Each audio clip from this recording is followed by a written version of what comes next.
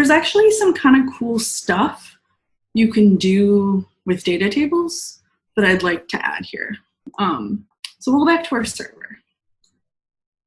This code inside of render data table, this Tunisia, where I'm just selecting the years and the percents, I'm gonna actually wrap this in a call to DT data table itself.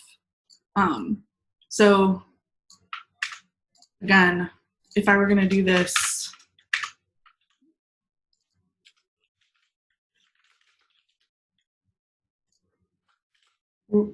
like in an R Markdown report or something, still need another parenthesis. I would go out here and you would use the data table function to create a data table. The reason I want to do this is because, like I said, there's some cool data table options I want to add. So let me just, I sort of visually hate this. So let me deal with that for a second. Okay, that's fine.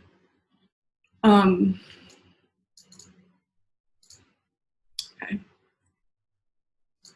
I need to peek ahead at my own code. I apologize. No, okay, we're good. So one thing I want to do is, I'm going to run the app again to show you some of the things I don't like, is right now there's these row numbers, 1 through 11, if you show all of them.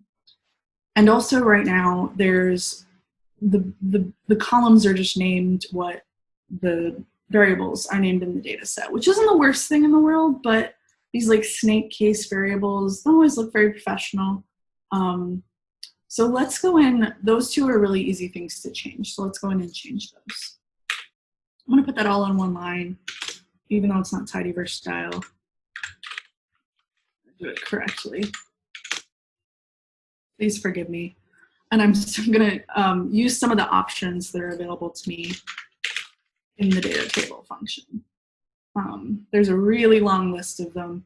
I have some of them that I use all the time memorized, which the first thing I'm gonna do is set row names to false. And if you can guess, what that's gonna do is get rid of those row names that I just personally don't like to see. Kind of up to you. If you have a reason when you're sorting things to wanna still display that, go for it. Because we have year, I think it's just sort of extraneous here.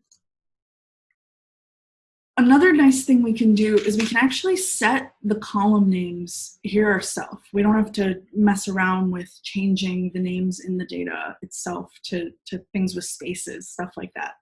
I don't like to do that. So I can use the column names argument, and then I can set a vector of the column names. You do have to make sure, and I have made this mistake in many an app, you have to make sure that you do the same number of names, and they have to be in, basically just you have to have the same number of names. If you don't have the right number of names, it's gonna throw a really obtuse error. It's not a very clear error, so just make sure you do have them. One of the ways I might do this is, I might just pipe this to names so I can see down here what the names are so I can know how to rename them. That's usually my strategy. So I'm gonna call them year, and I'm basically just gonna uppercase things. Population growth, percent.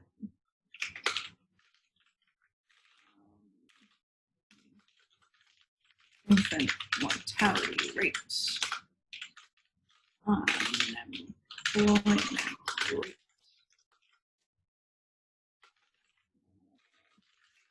Inflation rate. Fertility rate.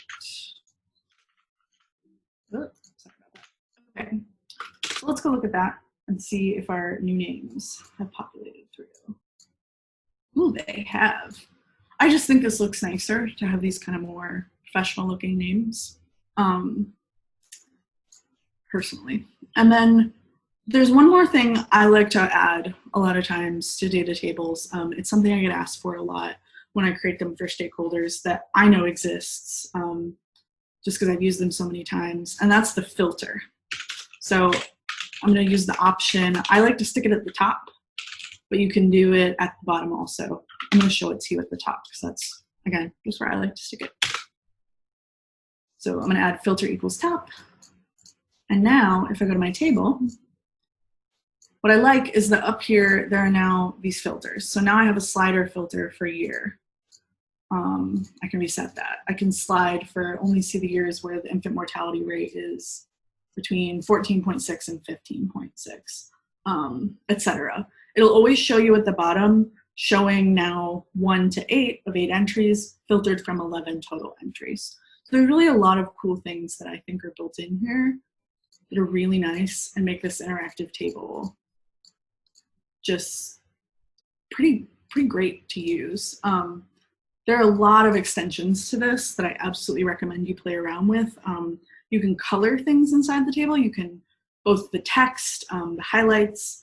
You can do all sorts of really cool, you can add in emoji. So if you had something where you wanted to show it was increasing this year and you wanted an up, well, this would be the same, but here you'd want a down emoji, something like that. There's also some really cool things you can add into data tables that would be a totally different workshop. So we made things interactive. I'm pretty happy with the direction that this app is going in. Like I said, there's all sorts of HTML widgets you can use. We just use Plotly and DT, but if you had location data, you can make a map. You've got a lot of options. I'm gonna get rid of that server so I don't confuse myself.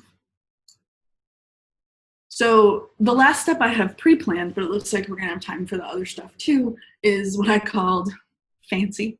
We'll use Shiny themes to browse different default themes. This is a really cool tool. And then we'll select one that we're gonna use for our app. I'm also gonna add some headers to the sidebar if I